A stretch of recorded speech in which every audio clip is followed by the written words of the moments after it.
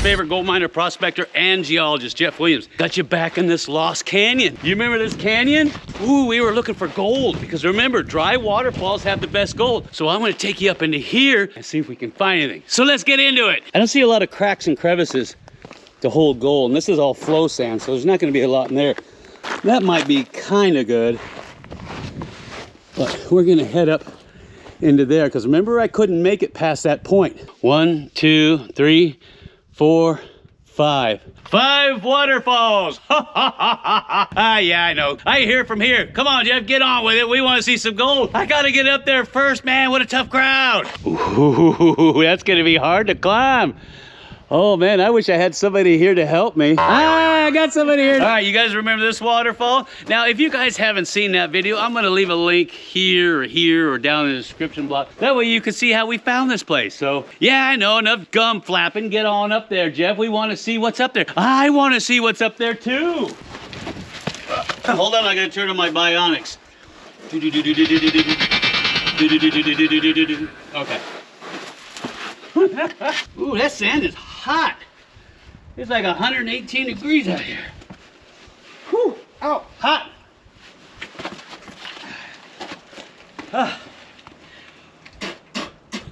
That's a hot mama. All right, I'm gonna get on up there, see what we got. Oh, I should have brought my gloves. Look at this. Now that is a waterfall. Now, do you guys see something interesting in the middle? See where it's green? How many of you guys can identify that? You should if you watched enough of my videos. That's a basaltic dike that has epidote and chlorite in it. And you can see where it's filled in this fissure right here, this canyon. This used to be a little crack or fissure in the rock. And you can see where it has been pushed up almost all the way to the surface. Do you see that? And it's got the elements that we like, which is chlorite and epidote. But we're gonna need more than that for gold. But that is really nice. And it makes for really jaggedy edges, real angular. So it catches anything. And I know, get up there and sample, Jeff. Man, you guys are tough. And here's a better example right here. Now, technically this would be a diabase dike, but because diabase and basalt are in the same family, you can say basalt, but technically it's diabase. And it's a chloritic diabase dike. And you can see a little bit of structure running through it. You see that? That is really nice. And you know, see a bird. I don't think I'm gonna be able to climb that. Look at that. Look at that. Oh, isn't that pretty? This right down here is where I would sample. You see where I've got this little rock dam here?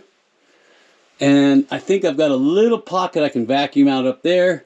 But this is the spot that I would definitely sample, and maybe down in here. But if this goes down deep enough, I can dig it out and sample. But you can see how this diabase dike was injected into this fissure. See that? And quartz veins operate the same way inside of these fractures and fissures. They call them vein fissured structures.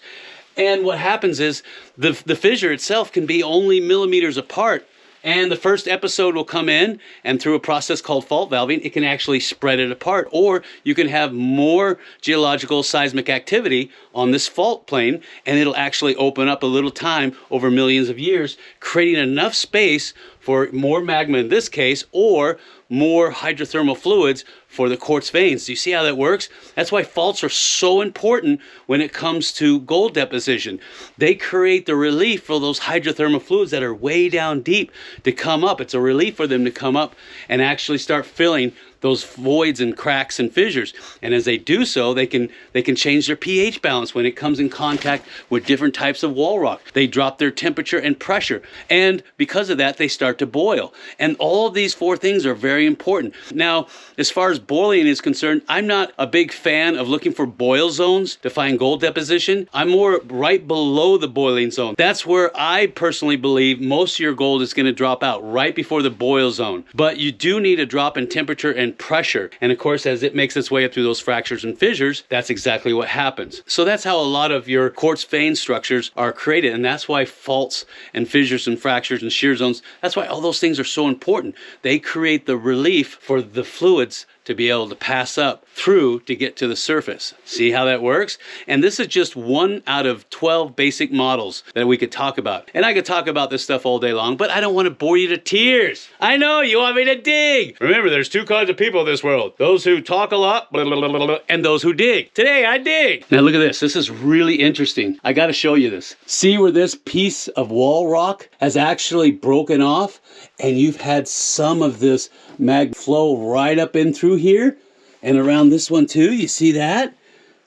Wow, isn't that cool? That's how you can have these big chunks of wall rock integrated into this other material. So you'll see these large grain intrusives mixed with the fine grain extrusives. You see how that works? It's a no-brainer. That's a beautiful, well-defined vein structure. And I'm sure at one time this piece here was up against this piece. And right here, do you see it? You got a little bit of mineralization in this one. See all the reds and how it's a little bit black right in through here? That's a good sign. Now keep in mind that most vein emplacement structures didn't happen on the first go around. No, a lot of times this could be 5th, 6th, 7th generational, and they can override each other too. So the first one might have been here, then a second one, a third one, a fourth one, fifth one. You see how that works? It all depends on seismic activity. You have a lot of crustal movement, which creates a lot of faulting and creates a lot of fracturing. So technically that could have been the first one right there. So when you're looking at a lot of these vein structures, especially these quartz veins in the mother lode country, remember you have multi-generational vein structure and placement systems going on. It didn't all happen at once. It happened over millions of years. So I see some guys who will find a big fat white vein, but then when you get to the very outer edges, you'll see very, very fine dark lines. And those lines indicate where you have another structure and placement zone at. And that could be where your gold is at. And the other big, huge white vein could be completely barren. Do you see how that works? So you have to get your head around the fact that this type of structures, they didn't happen in one shot. No, no, no, no. Most of the quartz veins that I've ever seen, most of the gold is in the smaller structures on the outer edge of the wider ones. And especially where you have, I told you this before, where you have intersections at these structural systems. Because what is happening is that the fluids have a chance to slow down and cool and precipitate. You see that? And you get a mixing going on too. So when you're looking at your geological maps, look at where these systems are actually crossing. And you can do that too when you look at some of these fault maps and geological maps. They'll actually show you this stuff. Oh, that's cool. That's really cool. Look at that. Oh, that's nice. You could live in here. Hopefully nobody is. And you got a place for a chimney too. That is so cool. There's a second floor. I don't see anybody living in here. And I don't see any boxes of silver. But this would be a good place to hang out to get out of the heat like I'm doing now. Yeah, I know, I'm getting sidetracked. But you know me, when I start going on one of these nature walks, ooh, if I see something interesting, I'm gonna film it for you guys. Not only that, I gotta find my wife. She's out here somewhere wandering in the desert. She's got my shovel and my pan and my classifier. Perfect place to hide something, huh? Perfect place to hide something. Ooh, what's that? What is that? Oh, it connects. That is cool, you see that? It connects. That is so cool. You could dig this whole thing out right here and then build a small roof on it. What is that? What is that? Looks like another cave. Yeah, you could fix these up, no problem. Now the rock I'm standing on is granitoid in the quartz monzonite family. It weathers really easy. That's why you have all these caves in it. And it's perfect if you're along the old routes like the Spanish Trail or some of these areas that are in these old ghost towns, because this makes perfect hiding areas. Ooh, and you know me, I'm curious, I gotta check them all out. Now, look at this. See this green material? All right. I don't know if you guys are familiar with this. How many of you guys know what that is, huh? Leave me a comment down below and don't cheat. Let me know what you think it is before I tell you, because I'll tell you at the end of the video. See that? This is a dike. Isn't that cool? You can't miss them. Nice. See that? That means there was a fracture or a fissure right here. And this stuff was forced up through it. Yeah. And the surrounding rock that this is hosted in was softer, so it broke away. And you're gonna see that a lot with your quartz vein systems. And the reason that is because the original country rock is usually older and more brittle and softer than the quartz. Remember quartz on Mohs test? It's really strong. It's usually at a 7.0. We're gonna go over here and take a look at this basalt blowout over here. Ooh, but I'm not gonna do anything until you smash that like button. Smash it hard! Yeah, I know, right? Now you see where the soil's changed? It's a lighter color there. It's darker here, and then lighter over there. You see that? This is important when you're in gold bearing districts. There's some type of different structure here, and I need to examine it if that is what the USGS report said that the gold is traveling in. So that's what I want you to do. If you are out in a gold producing district and you're walking across the ground and you see color changes in the soil, and you've read that the gold is traveling in a host rock or a quartz vein structure that is that color, you need to dig into it and do what's called a soil sample. Collect up some material, screen it through a 20 mesh screen, and then pan that out with a little jet dry in the water. See if there's gold in it. Because chances are there could be high values down below if this is the right type of structure you're looking for. So be aware of changes in the soil color when you're out looking for gold. Look here, you see this? More diabase dikes in the area. Now what's interesting about this is that all the diabase is laying on its side. What does that tell you? Well, it tells you several things. It tells you that when this particular diabase dike forced its way up through the surface, that it was a vertical dike. And because of faulting and folding, you can get a lot of these structures to lay on their side. Now I know you're saying, now Jeff, wait a minute. How do you know it didn't come up at a 45-degree angle? I'm gonna show you how I know that.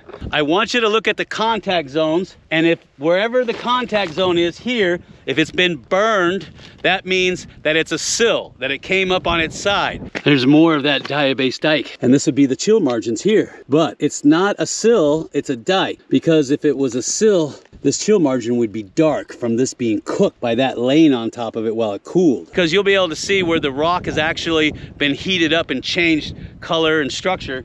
If you don't see that, that means it was a dike. If you do see it, that means it's a sill. Now, I know it can be confusing when you see the tops of these, but you can have folding that creates anticlines or synclines. So you could be at the top or the bottom of a fold, and the rest of it has already been removed. And so in your mind, you're like, no, this just looks like it was uplifted and eroded. No, it could be part of an anticline or a syncline.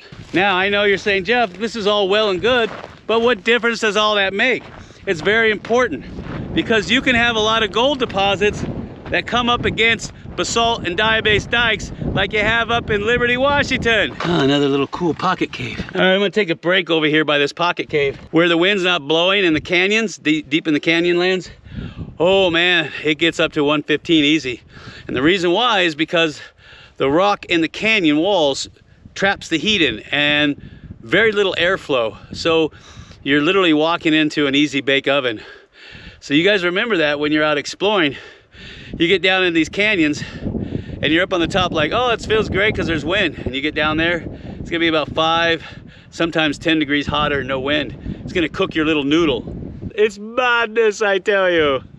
All right, I'm gonna have lunch real quick, and hopefully I can find my wife out here somewhere.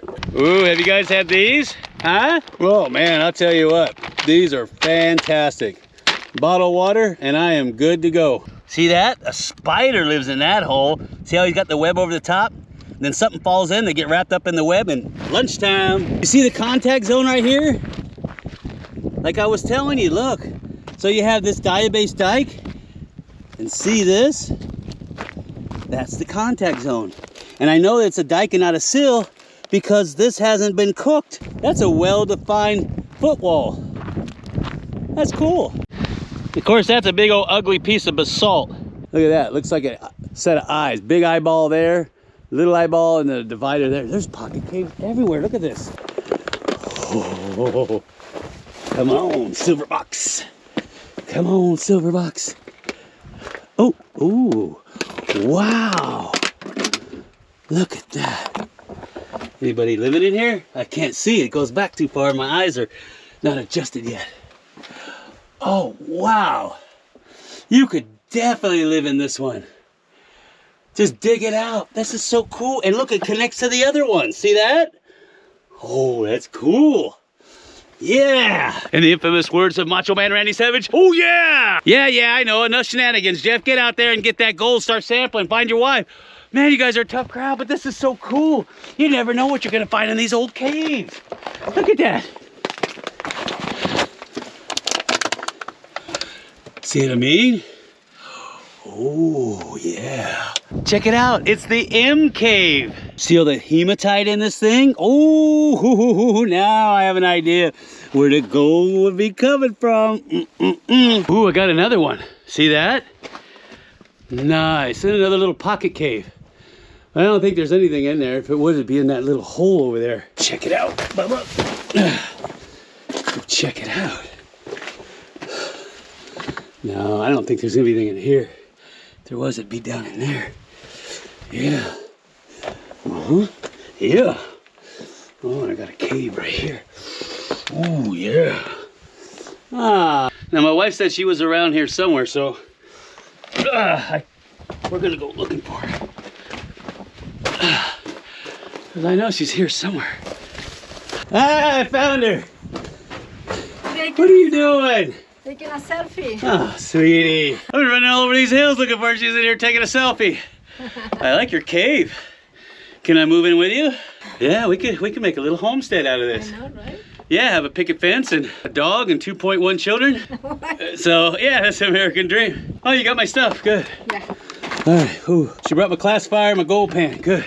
We're gonna go back to that waterfall. I'm gonna take her all the way back there and we're gonna do some sampling. And if we find anything, we're gonna go ahead and post it at the end of this video. And if we find anything, we're gonna give it all away. Don't forget, at the end of this month, right, we're giving away not only 10 bags of incredibly rich pay dirt from our drift mine, which you guys already know about, but we're also giving away a Gold Monster 1000 metal detector and 10 silver bars. And this month only, we're giving away a 20-pound, you heard me right, 20 pounds of incredibly rich pay dirt from our backyard. If you know our backyard, it's extremely rich. So we're gonna be giving that away. Oh, and she found 2 monster nuggets in the drift mine. And that's going with that big old bag too. So if there was ever a time for you guys to want to sign up as a premium patron, this is the time. Isn't that right, sweetie? Yes. And we'll see you when, sweetie? Next time. Yeah, so smash that like button. Smash a car. Yeah!